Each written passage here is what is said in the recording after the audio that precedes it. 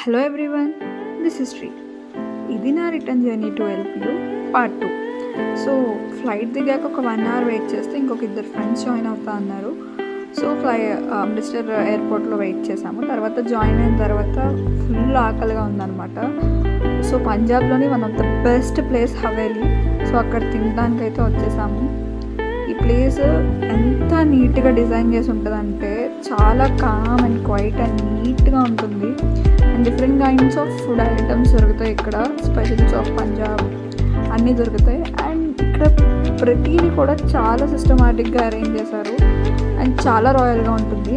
నా ఫ్రెండ్ ఒకటి ట్రై చేద్దామని చెప్పి తీసుకుంది అనమాట. అదేం లేదు, కుండలో మజ్జిగ చిక్కగా చేసి దాంట్లో షుగర్ వేసి ఇస్తారనమాట. అది 120 ప్రైస్. ఇంట్లో మమ్మీ డాడీ మజ్జిగ చేసి నీట్గా ఇచ్చినప్పుడేమో మనకు వద్దని చెప్తాము. బట్ వాడు ఎప్పుడైతే స్టైల్గా కుండలో పెట్టి 120 చార్జ్ చేస్తారో అప్పుడు మాత్రం తీసుకొని బాగా తింటాము.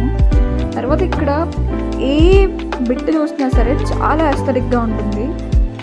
చాలా ఒక డిఫరెంట్ కైండ్ ఆఫ్ వైబ్. ఏదో పురాతన కాలం పాతకాలానికి వెళ్ళాం మనం.